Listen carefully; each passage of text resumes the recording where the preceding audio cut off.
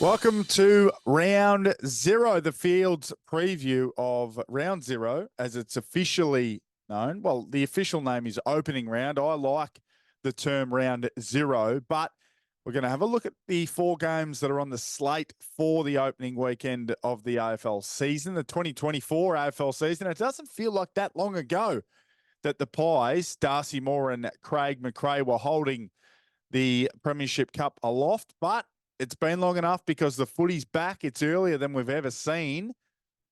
So 4 big games before round one gets underway, and we bring footy back to Melbourne next week for round one. The traditional Carlton-Richmond blockbuster opens round one. It doesn't open the season like it once did, but that's the way it is these days. Now, I'm looking forward to having a quick look at the 4 games that are up for grabs this weekend, the opening round of the season, but also it is prediction season. It's preview season. It's time where we all put our reputation, let's say, on the line. I was going to use a different term, our reputation on the line to make a few selections. We've got awards that will be given out in around 30 to 32 weeks' time. Of course, a Premiership Cup final spot. So I'll make a few predictions and you can shoot me down. Of course, the ladder predictor is a fun one because it upsets about 15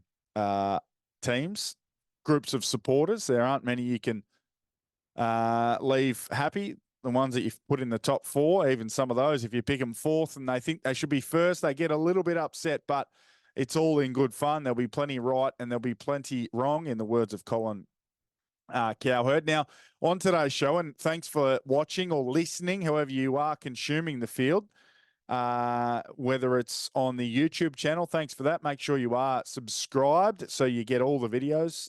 Give us a like and rate and share and subscribe and all those cool things that you're supposed to do on YouTube. And the same goes for those listening on Apple Podcasts or iTunes or Spotify, wherever the podcasts are available to you or wherever you choose to listen to them. So plenty of cool things happening for the upcoming footy season, but a little bit more about that later on in the show when it comes to 7 AFL and a little partnership we've struck to try and bring some more insight to the game. Now, let's get stuck into these 4 games, just nice and punchy if we can. So it does kick off at the Sydney Cricket Ground, better known as the SCG, Thursday night. Melbourne travel to play the Swannies. Of course, this will be a good game. A few things I'm looking forward to. Again, I'm going to keep it nice and punchy. Clayton Oliver's back. That's fantastic news for Melbourne fans, first and foremost. Fantastic for Clayton, his teammates, but also, I guess, those who appreciate the player that he is, because that man, he may be Melbourne's best ever. He may be, I think Max Gawn might have him, but I'll tell you what, he ain't far away. He is a superstar. I spoke to Matthew Egan, who was at the D's for a little while, then the Cats, now the Dogs, about Oliver, and he just said he's a beast. He's an animal. He is able to stay out in the ground for long periods, hunt the footy, run, tackle, chase, put pressure on. He is a dead set star. So I love watching Clayton Oliver. Hopefully he plays every game this year, and if he does, Melbourne will be a force. A youngster who will make his debut. I saw him when I was calling the game between Melbourne and Carlton last week, the practice game. Caleb Windsor. I don't know much about him, but I'll tell you what, he's got some Bailey Smith vibes about him. He kicked 2 goals from downtown where he received the footy. He had an opponent between he and the goals, and he said, nah, I can take you on. I'll tuck the footy under my arm, and at full speed, I'll kick a goal. He did it twice. It was incredibly impressive. So he's one to watch when it comes to the rising star, Caleb Windsor. Of course, he'll be making his debut. I can't wait for this. In fact, I'll save it for last. The Swans forward mix is another thing to watch out for. There's plenty of talent. Heaney, who had a down season last year. Papley's a star. The big boys, Logan McDonald, he played better when Buddy wasn't there anyway, so he gets his opportunity week to week to live life without Buddy. Hayden McLean, he started to flourish as a ruckman more so, but he'll have to play forward ruck. And then you've got Joel Amati as well, whose talent is obvious, but he struggles to stay on the park. So plenty of power and potency in that Swans forward line, despite the retirement of the greatest forward of the past however many years. Now, this was the one I was going to say before, but I am absolutely salivating at the proposition of Max Gawn versus Brodie Grundy. Mano v Mano, man versus man, 1v1 for 120 minutes. Now, they are friends, but this week they're frenemies because there's got to be a chip on the shoulder for big Brodie Grundy. There has to be a chip on the shoulder for big Brodie against the big Max. Now, Max wanted it to work. He wanted the relationship to work. They sold the story and the dream to Brodie Grundy. It lasted all of 12 months and they shipped him off. So make no mistake about it. Grundy will be a fantastic pickup for the Swans. And I can't wait. It is almost better than the game itself. In terms of the match, believe it or not, because when we get to our ladder predictor, you'll be stunned at my Melbourne selection. But I'm taking/tipping the D's to win. I think they can win this game. No Parker, no Mills, no Adams for Sydney. They're weak around the footy, and if you're going to be weakened anywhere, you don't want it to be around the footy.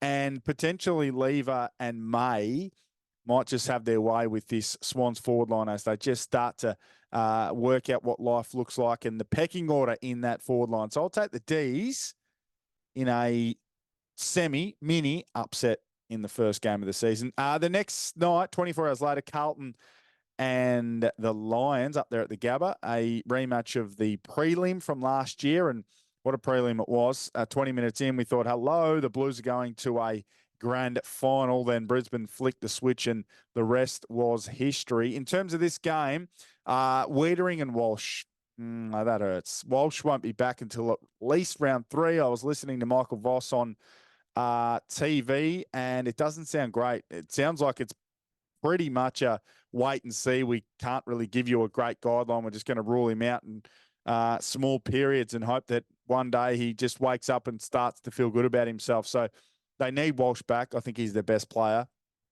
And their most important player, I think, is Wiedering. No disrespect to Cripps and Curnow, but I think Wiedering's their most important player, and I think Walsh is their best player.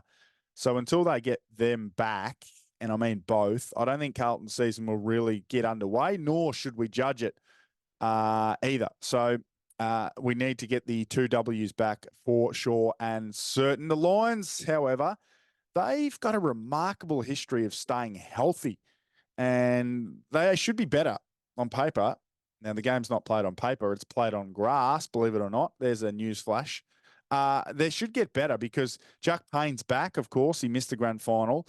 But Tom Duday, the big free agent acquisition, he'll make his Lions debut and he's returned to footy at some stage throughout the season, barring any setbacks from his ACL. And Will Ashcroft, the same. Now, he is doing a little bit of TikTok work on wellness and health and the ability to prepare yourself as a professional athlete. So if he's practicing what he's preaching, and I like what he's preaching, then Ashcroft, Duday and Payne return to that team or add to that team that didn't play in the grand final. So that's a significant upgrade for the Lions. Now, I did mention I was at Icon Park, formerly Optus Oval, sometimes known as Princess Park, last week, and I saw Big H, number 10, the Coleman medalist. He's got a brand new goal-kicking routine. Now, it was met with mixed success. Of course, he would have practiced it all summer, but all summer, there ain't nobody in the crowd. There ain't no opponents. Now, it's an incredibly short run-up. It looks a little bit like it's AFL's version of Jasprit Bumrah, the Indian quick who bowls off about 4 steps. It's a tiny run-up. He tries to really get punchy and get momentum within a few steps. Now, when he's close to goal, I think it's probably a smart routine. Jack Riewoldt, the great Jack Riewoldt, kicked off not many steps. Jared Roughhead, I should say, kicked off not many steps, but it is the opposite of Ben Brown. Let's just say that. Now, the only problem I could see, and he only had a few shots for goal, and he did play a great game. Let's not forget that. But the only issue I can see is when you are 50 metres out, 45 even and beyond, and you're going off a short run up, it's not allowing him to get enough momentum, and therefore a couple of his shanks, or one of his shanks in particular, was because he can sense in his run-up he's not got enough momentum, and he leans back and he tries to throw his leg through as fast as he can, and his routine or his technique goes out the window. So I guess it's one we're just going to have to watch and I guess hold our collective breaths if we're Carlton fans. Now, I'm not, but I want to see the great man kick goals. So it'll be one to follow. And lastly, in this game, not sure what selection will look like. I'm sitting down before the teams are picked, but the Blues ruck conundrum for me, I don't like them when they've got Tommy DeConing and Mark Pitnett in the same team, because then they've also got Mackay, they've also got Curnow. They typically play a third tall forward as well, whether that's, Jack Martin or somebody else. It won't be Jack Silvani, of course. So I prefer them. My honest preference was DeConing and then chop outs from Mackay and Silvani. Now, Silvani's not there, of course. So I think they need to go in with DeConing and Big Harry. He did some ruck work in that game against the D's, but they also played Pitnet for a half. So there'll be weeks where you can play DeConing and Pitnet. Of course, in the finals, DeConing showed a little bit of life and ability as a forward. But I think long term, if we're looking at a premiership team, whether it's this year, next year, or whenever, I honestly think it'll be DeConing as the ruckman and Mackay as the forward/ruck. So that's something of interest against Big Oscar. In terms of who wins, I think Brisbane will win this one comfortably. Again, I put it largely down to no Wettering, no Walsh, somewhat no Blues. So I think Brisbane will win running away as well. They might hang with them early, but I think the Lions will win this one running away. Then in the twilight zone, it's Richmond and the Gold Coast. It is Dimmer against the old mob. Now, it's not really Dimmer against the old mob because he's not out there playing. But, of course, his sons need to rise. They are yet to do anything meaningful in the AFL other than sack coaches. So can this year be the year? He's got all the time in the world, but certainly we'd like to see them do their thing. I think they can sneak into the 8. We'll get to that a little bit later. Spoiler. From Richmond's point of view, I have predicted them to have a very, very long and arduous season, but their stars can win games for them. And I think despite what the bookies are trying to tell you, I think the Tigers are up to this one right up to their fluffy ears, these Tigers. Because if you have a look across the ground, Dustin Martin, Shea Bolton, Jaden Short, Liam Baker, they've still got stars across the ground who can win games of footy, let's be honest. And there are enough others who understand the system and can implement the system beautifully. So no Tom Lynch, that's a real worry. And I'll tell you what, I might have the courage to tip Richmond if they had Tom Lynch, but certainly they can make this one closer than the bookies suggest. So that'll be of interest, how Richmond Stars can carry this team when needed. From Gold Coast point of view, I just want to see more depth around the footy. Too often last year, you have a look at the game time percentages for players. Witts would play 90%. Anderson would play almost 90%. Rao would play low 90s. Touk Miller would play low 90s. You just can't do that in modern footy. Midfields need to be deeper. They need more bodies, and they need to be playing with much more explosiveness. And it's no surprise to see the Suns boys just get weary and start to be worn down late in games because they've played the whole game, whereas opposition midfielders have played, 65 to 75%, some maybe 80%. So it's very difficult for those guys. So we're looking for the next bunch or the next rung of Suns players to step up and prove they can be AFL midfielders. From Richmond's point of view, we know Gibcus looks good. I've got time for Samson Ryan. I think he'll make it long-term as a forward ruck, more so than a ruck forward. There is a difference. We'll explain that another day. But aside from that, not seeing a whole heap of talent when it comes to the youngsters at Richmond. May be proven wrong. Happy to be proven wrong. But we shall see. In terms of who wins, I'll take the easy option and tip Gold Coast, but gee, it wouldn't surprise me to see Richmond cause the upset of opening round. And then finally, this could be the epic of the weekend. Collingwood at GWS. Of course, almost an identical rematch to the prelim. This one's played in Sydney, though, not at the MCG, which will help the Giants. Were they, the Giants, were they an aberration late last year, or was that the real deal? Is that who they are? Because the reason I query was it an aberration? I think Caniglio, Ward, Kelly, Whitfield, I think they played career best footy. Jesse Hogan as well.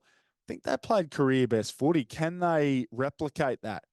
Now, that will be largely offset by guys like Brown and Buckley and Taylor and Iden, who are really coming into their own. Bedford, Daniels, they do have some young guns. You know, they've got some guys who are starting to make their way, and some guys who are really blossoming into great AFL players. So maybe it'll be offset, but certainly those older guys played out of their skin late in the year. So they'll be a watch this space in terms of how the Giants go early in the season. What about this? Lose Jack Ginnivan, add Lockie Schultz for Collingwood. Has to be a net positive. No knock against Ginnivan. He actually played a fantastic game against the Dogs for the Hawks down there in Tasmania in the preseason game. But Lockie Schultz is a proper player. Now, Freo fans will say, don't go down this path. Don't say, we're about to learn how good he is. You should already know how good he is. Yes, we know he's good.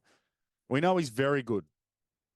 But he will get opportunities to perhaps look and be even better than he's ever been, because he's playing in a really dangerous forward line. Now, they're not the best forward line in the competition, but they're dangerous. And the game style will allow him to be at his absolute best. So I think he's probably a step or two off Tom Papley. He's not quite at that level, but I think he can certainly kick his 35 goals, maybe more, apply pressure, get up and down the ground, be a really dangerous score involvement type guy as well. So I'm looking forward to what he does, but certainly losing Ginnivan and adding Schultz, I think that's a positive overall for the Pies. And certainly in this one, 2 Brownlow medal contenders. Nick Dacos, obvious, don't need to say much more. He would have won it if it wasn't for that knee injury late in the season. But Tom Green, big Tommy Green, he talked about wanting the smoke in the finals. I was about to say playoffs. I've been watching too much basketball. He talked about the smoke in the finals. Well, he delivered, and he'll continue to deliver. He's 30 plus a game. He's 6 or 7 clearances. He's half a dozen tackles. He's a machine. He's a beast. And now, thankfully, the umpires know him, and we all know him, and he is a dead set star. And in terms of who wins, Collingwood will keep this close. But in fact, I'm going to go with Collingwood on the road. I think Collingwood can win this game. Clearly, by the way, I've just picked it. No firm opinion on the game. So I'll just go with the Pies. I'll go with the Suns without any confidence. Brisbane should be the easiest winners of the weekend, and I think the D's can upset as well. So there's a look at round 0. Now, let's have a look at the ladder predictor. So I'll rip through this because it can take a while. There are 18 clubs after all. Let's go from 18th to 1st. Last, unfortunately, West Coast, but here's hoping they'll be a little bit better than they were in 2023. In 17th, the Hawks. I know this is a bit of a tough call, and Hawks fans are bullish, but I think they are still a little ways away from a personnel perspective and from a game style perspective. They don't defend that well as yet. 16th, the Roos. I think they'll improve as well, somewhat, and they'll be competitive for longer. But it's hard to see them winning more than 5 or 6, and maybe 5 or 6 seasons lower than 16th. 15th, I've got Richmond on paper. As I mentioned, they do still have enough stars and talent to compete, but I just need to see more from the Kidleys. Can the kids jump up and make Richmond move forward and make a fool out of me? Maybe. Freo next in line. I think it's worrying times in Dockerland, and potentially worrying signs and times for the coach. Next, St Kilda. Excellent season last year, but I think they're a fair way off contending. And I'm hearing few birdies around the Saints are saying that Ross wants to play even younger, wants a younger group to go around as well. So that midfield might look a little bit different. And with that will probably be some growing pains. I've got the Dogs outside the 8. They've got plenty of top-end talent.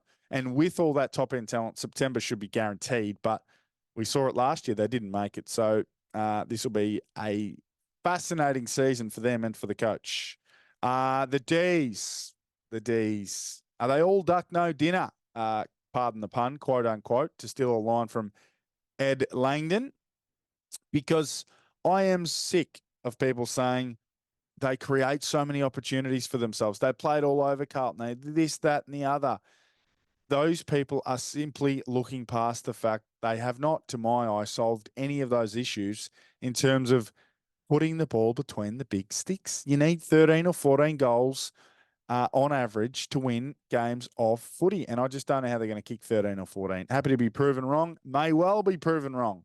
It's a bold call, I know, but Melbourne can stay in 11th, in 10th. Essendon may have got them a little bit high as well, based on what I've seen in the preseason. A few additions. Mackay will need to play well. I like Dersma. I like Durham. Nick Martin, I was not thrilled when I heard he was going to play halfback, but saw him play halfback against the Cats in the practice match, and he looked absolutely superb. So maybe Brad Scott knows more than me, who'd have thought.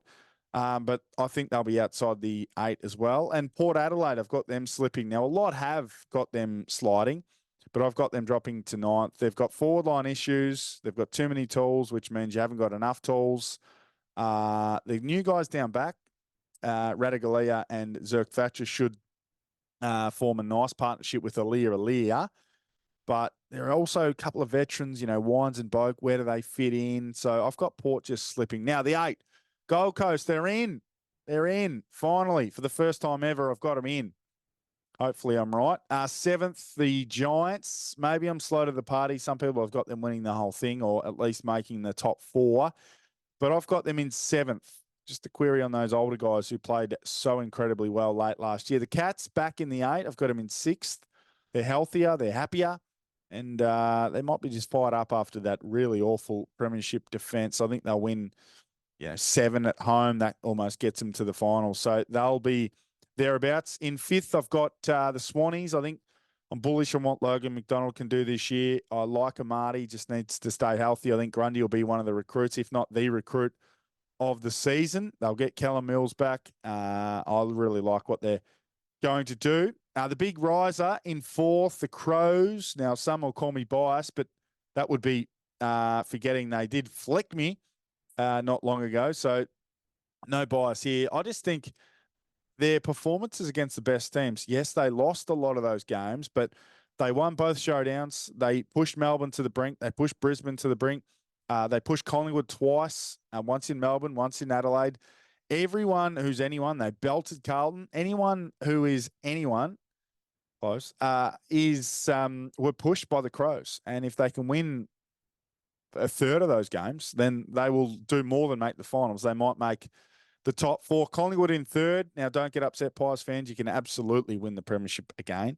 2nd, Carlton. They'll need Wettering and Walsh back, and I won't be judging them until they get them back, and both are in form. So 2nd for the Blues. Hopefully it doesn't take too long to get those boys back. And in 1st, I have the Brisbane Lions. They're right. They almost won it last year.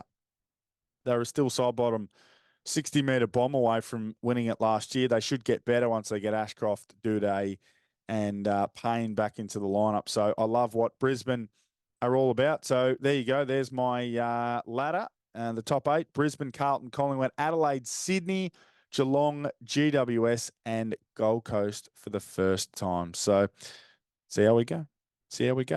Okay, time to make some quick picks. I said this would be a quick little episode. I'm a liar. Premiership pick, I've got the Lions, of course, to win the flag. They were so close last year, but I think they'll win it this year. And I think they'll win it against the old Dark Navy Blues at the MCG. Wouldn't that be a big build-up and a big week? In terms of my Brownlow selection, I'm picking 2 guys. Now, some say that's weak. I say if I turn out to be correct, it'll be the greatest pick in the history of predictions. I'm with Jordan Dawson, the captain of the Crows, and Tom Green. Not Toby Green, Tom Green. No E on the end. He's 25 a game. He's a tackler. He wins the footy. He runs and carries the footy. He's a kicker. And if he can kick better than 6 goals, 15, which is what he managed last year, and the Crows win the games that I think they'll win, he can win the thing. As can Tommy Green. There's a bit of Jobe Watson about him. He might move a little bit better than Jobe across the ground, and he might be a bit bigger than Jobe. But I'll tell you what, as far as I'm concerned, Jobe Watson is a Brownlow medal winner. And I think this guy can do the same. He's 30 plus a game, clearances, tackles, hard ball gets. And as I said earlier, everyone knows his name. Everyone now knows his name. So the umpires included. So Tom Green and Jordan Dawson are my picks for the Brownlow. The Coleman, I'm going to go a bit wide here. Hawk, Mitchy Lewis. Now, this is my rationale. Nick Larkey almost won it last year. He kicked 70 odd, or he kicked 70, I believe. About 10 shy of the winner. And he did it playing for North Melbourne, playing for them, not against them. If he had have had the opportunity to have played against them, not for them, he probably wins. So Mitch Lewis, I'm thinking along the same lines. He kicked 36 goals from 15 games last year. Needs to stay on the park first and foremost. And he'll need to uplift that 2.5 goals to about 2.83 a game, but he's capable. He's a big beast. I think 70, low 70s wins it, and I think he's capable of doing so. So Mitch Lewis there. And an award that I've typically been a little lukewarm on is one I'm pretty excited about this year because there looks to be a handful of young guns who are ready to rock and roll. The Rising Star, two guys. Riley Sanders, I watched play in the Dogs preseason game against the Hawks, played in the midfield and had 30-odd touches. He looked absolutely sensational. You can pen him into your round one team and beyond. But my selection will be Caleb Windsor. He just caught my eye. Now, I don't know if he's going to play enough. I don't know if he's going to get the ball enough. But he's a dasher. He's plays with flair. He backs himself, and I love the way he goes about it. He's a nice long kick. He's a great finisher. So I think he can do the job. And I said this a bit earlier in the episode that he just does give off some Bailey Smith vibes with the way he runs and carries and kicks the footy at full speed. So Windsor and Sanders are my picks for the Rising Star. And there's award season done. So there you go. There you go. It's in the bag. I've made my picks. Opening round is merely hours or days away, depending on when you're watching or listening to this, or it might be in the rearview mirror and you can be looking back saying this guy's an absolute deal, or maybe you might be saying this guy's an absolute genius. Now, I said at the start of the episode that there was something to look forward to from a Channel 7 point of view. The 7 AFL social team have teamed up with me, and we're going to try and provide some insight, some just one or two things each and every Tuesday afternoon / evening that you can jump on the socials, the Twitter or the X, formerly known as Twitter, Instagram and TikTok, and just maybe, not always, but maybe every now and then learn a thing or two about what's happening in the AFL world. So I've seen a few things across the preseason. Melbourne's forward entries from Marks look a lot different. The players are eager, as if they've been told and instructed to play on and kick it in there a little bit more randomly with a little bit more, I guess, a more deliberate type kick, not just bombing it to the top of the square. So that was one thing I noticed. Of course, Harry Mackay's goal kicking routine was hard to miss. So hoping to bring one or two things to life each week with the help of some vision from the Channel 7 team. And hopefully people appreciate it. So you can catch it here on the YouTube channel, but also on the 7 AFL socials. So keep an eye out for that. But that's pretty much a wrap for me. I've pretty much covered everything I needed to cover. So thanks for watching along on the YouTube channel, The Field with JJ and Danger. Danger's not around these days. He has promised he'll be back, but he's focused on getting his Cats back into the 8. So make sure you do give us a like, a review if you want, and make sure you subscribe to the channel. Plenty of subscribers already, so we're loving that. And if you're listening via the audio version, what are you doing? Get your phone out and have a watch on the YouTube channel. But we thank you for that as well. So I'm Josh Jenkins. It's been good fun. The AFL season, round 0. I guess they want us to call it opening round, but round 0 is here. Enjoy the footy.